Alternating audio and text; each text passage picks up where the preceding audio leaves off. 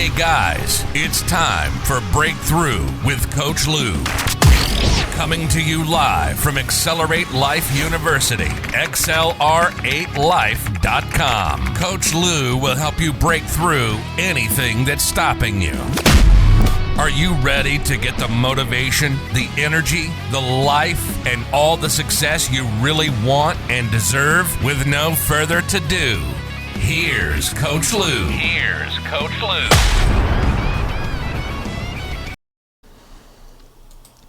Good morning, ladies and gentlemen. Welcome back to Breakthrough with Coach Lew, live on a Monday morning. Yes, how about we get this day started right? Get it started with energy, get it started with passion, and let's have an amazing flipping week. So, I'd like to start out by saying I hope you had an amazing and fabulous 4th of July. It was a good weekend for us. We had a nice time, had some fun, went and saw a concert, a lot of good stuff, and thank God in the grand scheme of it that I wasn't right that there was going to be a lot of problems on the 4th. I was a little concerned with the world situation. But what I want to do today is come to you to talk to you about don't be a rainy day auctioneer. You're like, what? Well, see, this is a story my dad told me when I was a kid, and I felt compelled to share this with you. We had a competitor growing up in the auction business, and one day I was riding with my dad and to go sign up a deal or something, and he was like, I'm going to teach you something. He said, and I'm going to leave out the names for respect because the person that was the example was a good person, but did business a little differently than what my dad thought we should, and I kind of got to agree. He said, son, I'm going to tell you something. Don't be a rainy day auctioneer. And I was like, well, what do you mean? What do you mean, Dad? I'm not quite grasping this. What's a rainy day auctioneer? They only work on rainy days? I'm trying to figure out where he's going with this. He said, well, this person that was one of our bigger competitors, he said, do you know, sometimes you asked me the other day, how come we lost a deal to him?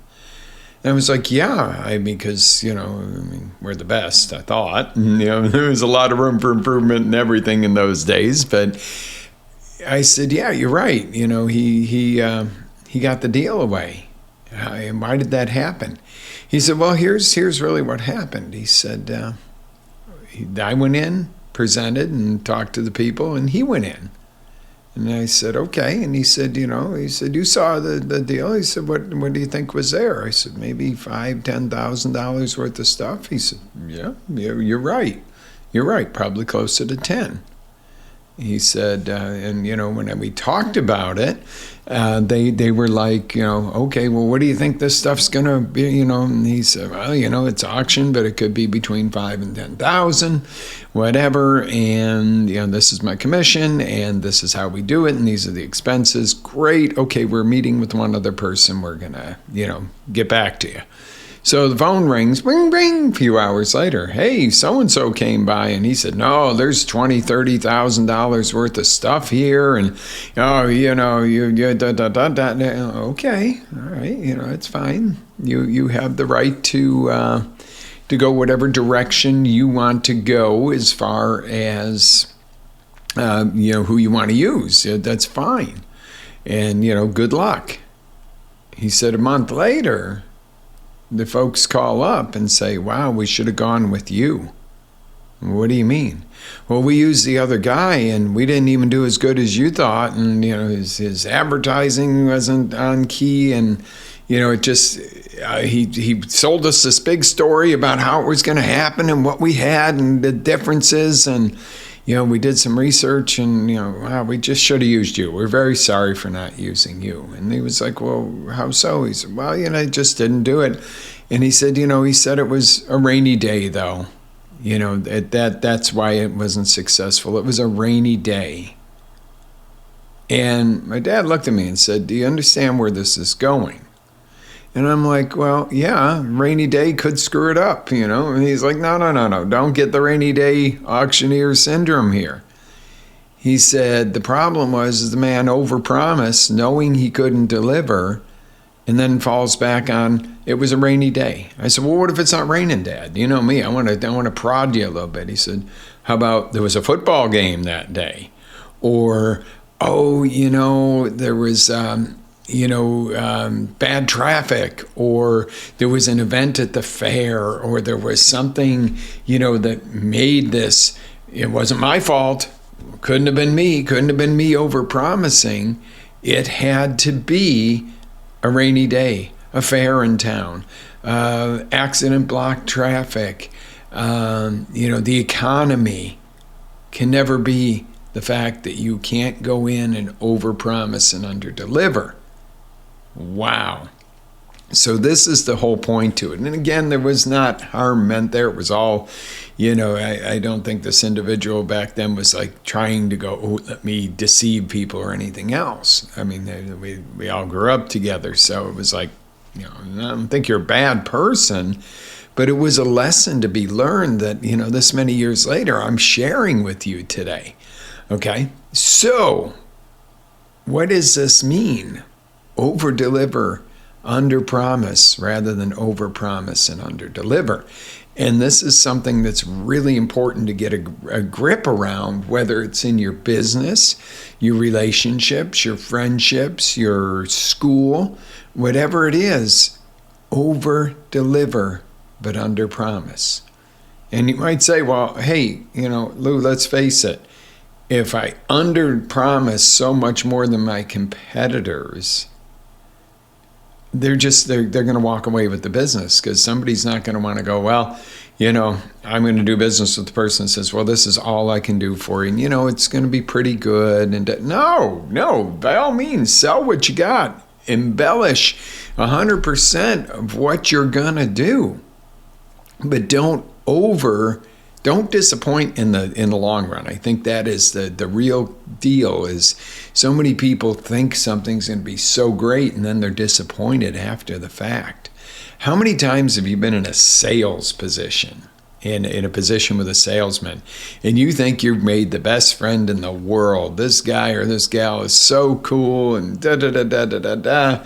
Then the deal happens and you go, it's almost the minute you say yes, then you're shoved off to somebody else to handle the closing, this, that, or the other. And it's like, oh, hey, we're going to have lunch? Wow, I thought we're going to get the kids together at the park or something, and, for park day. What happened? Okay, that's the kind of feeling I'm talking about. When you leave people with that feeling, they turn around and basically stop referring. They're not a raving fan anymore. What about in a relationship? I'm going to tread on some thin ice here. Or, dating. You take a girl out and, you really click and you really click, and then you don't call her, or you kind of don't, you don't have the same attitude you had, just because you got the one thing that you wanted. Okay.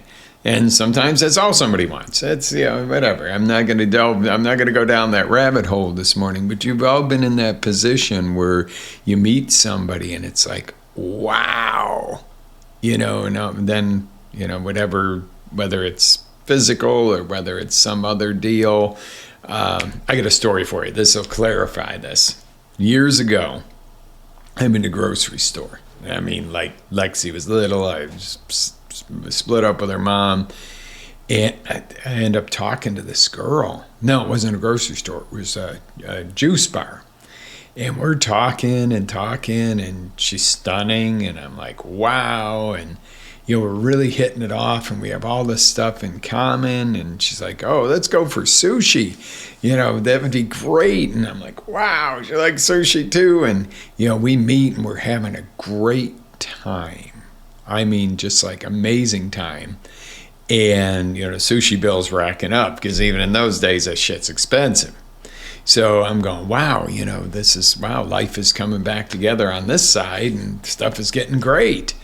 And we get all the way down to the end of the meal, and she springs on me that her and her boyfriend do this multi-level business. This is after I've already grabbed the check. Yeah. And then back then it was $100-something, like $150 check.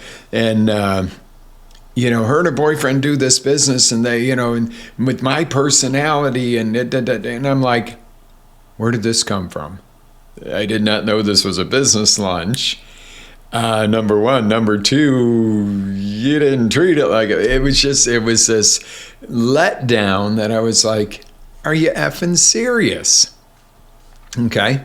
Number one, if you're going to try to sell me on your business proposal and et cetera, maybe, tell me, hey, that's, I got a great business idea I'd like to share with you. I would have gone for that too. I mean, we had just clicked with talking, but I was like, oh, and it was funny, but it wasn't funny.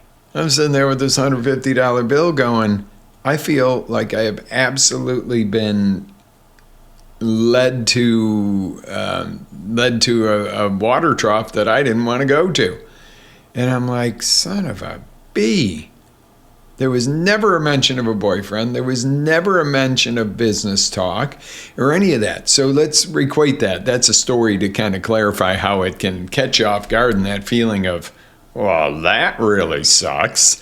And it was whatever. It was lunch. It would have been fun anyway. I would have gone anyway. That was the funny part of it. I don't know if I would have run up the $150 sushi bill.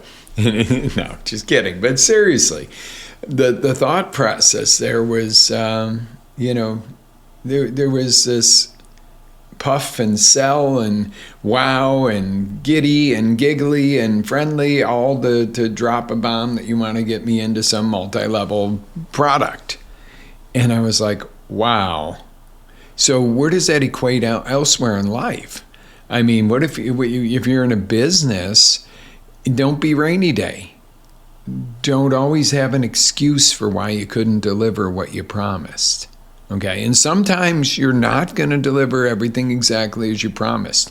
Every once in a while, something's going to happen that it doesn't go as planned.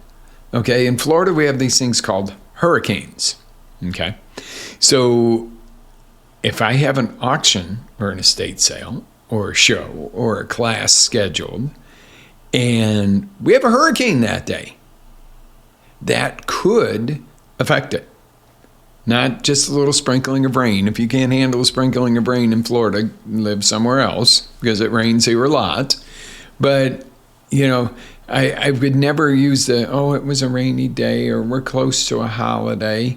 Yeah, you might have a little variance, but if you're telling the truth, and this is the tool that you can take away today, the truth balance. The balance of truth and the balance of excitement when you're talking about something, when you're selling, if you're in business.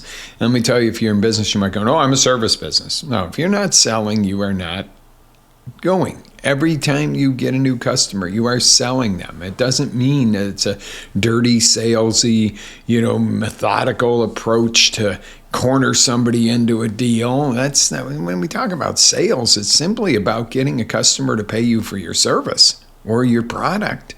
There's nothing wrong with that. There's nothing dirty about it. It can be the way you go about it could be an issue. But the reality is how the tool to fix this is balance.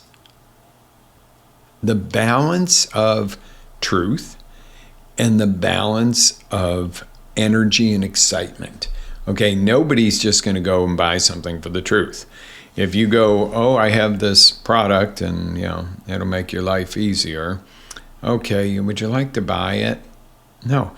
Wow, I got this really cool thing. It's going to make your life easier. It's going to be fun. It's going to be cool. You're going to be the cool person on the street. This new mop mops your house for you. You're going to be the envy of the neighborhood.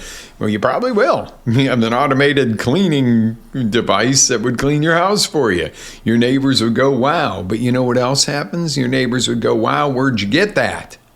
And if you say, wow, this is the best thing since sliced bread, go see Lou or Sally or Dave or John, whoever you are out there, because you said this thing will be great for you, but then you delivered a product that even exceeded, that's the key here, exceeds what you promised. It doesn't mean that you don't promise big. If you can deliver and you're delivering something that's going to step up and above, it doesn't even have to step up and above huge of over what you promised, as long as it's more than what you promised. Okay, same thing in a relationship. Well, I promise I'll never do this, or I'll always do this, and then you do the total opposite. No, I promise that I'll tell you I love you every day. Well, maybe once in a while you write it on a little note for your spouse. Wow, what a cool idea. That's over-delivering without, having to fake it or anything. You just put it in writing. Or you do something nice, or flowers for your wife, or, have a hot bath ready for your husband when he gets home with Epsom salts in it because, he worked his tail off on a certain job that day or something. It's the little things. That's over-delivering. Being faithful and honest in a relationship and loving each other is one thing. It's those little things that you add to the mix that's the over-delivery that people go, wow. You ever cash out in line at the grocery store with flowers and people look at you like, oh. Why should they look at you like, oh? I mean, it's nice that they look and go, oh, that's a great thing to do, but more people maybe should do that. Why don't you over-deliver in your relationships and see what happens? Cool stuff. I got a bug that wants to come in the studio. He's banging on the window. No flowers for you, bug. All right, no, seriously, if you over-deliver, under-promise and over-deliver, and I'm not talking major, like opposite ends, like, make your product or service or whatever it is you're talking about seem like garbage and then just deliver average. I'm talking have something to deliver in, whether it's your business, your personal life, your schooling, whatever it is, and then just take it that extra notch. The over-delivery doesn't have to be psychotic amounts of over-delivery. Okay, you don't have to undersell what you do or underbe or you don't have to hide it as long as it's the truth, and you can add that little bit of frosting on top.